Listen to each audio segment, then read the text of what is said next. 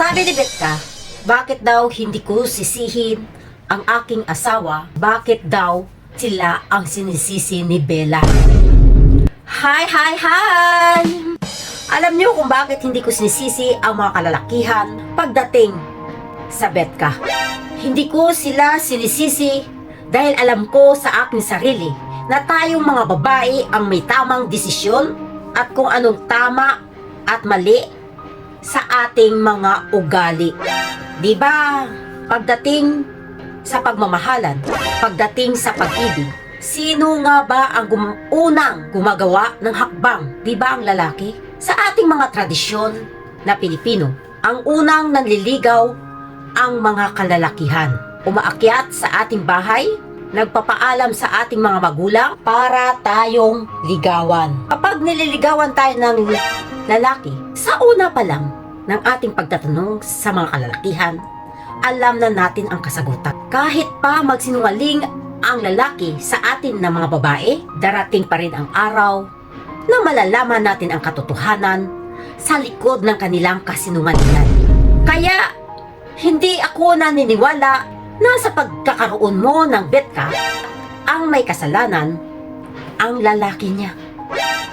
Dahil tayong mga babae, kapag mayroong lalaking lumalapit sa atin, kapag mayroong lalaking nanliligaw sa atin, ang dami nating katanungan sa kanila para malaman natin ang katotohanan ng status nila.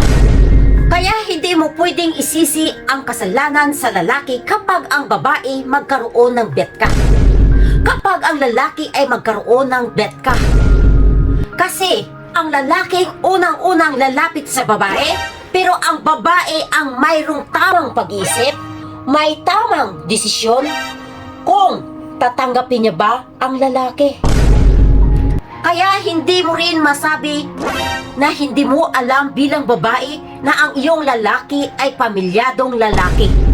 Kahit gaano pa katamis ang sinasabi sa iyo. Kaya sinasabi ko sa inyong mga kabilas na kailanman hindi natin pwede isisi ang kasalanan sa lalaki. Alam mong pamilyado, hindi mo na dapat tanggapin sa sarili mo. Kahit anong gawin mo, lalabas ka pa rin masama. Lalabas ka pa rin Betka sa lipunan. Basta ang lalaki kasal sa babae, hanggat wala silang sariling pamilya sa mata ng Diyos, sa mata ng batas natin, sila ay mag-asawa. Kaya kapag ang lalaki mo ay pamilyado, kahit sabihin pa nating magkahiwalay na sila ng mahabang panahon, tanggapin mo sa sarili mo na Betka ka lang sa mundo. Kaya bago tayong tumanggap ng lalaki sa ating mga sarili, maging mamatsyag tayo. Kilalanin natin ang bawat lalaki na papatulan natin. Para na sa ganon, wala kang masirang relasyon.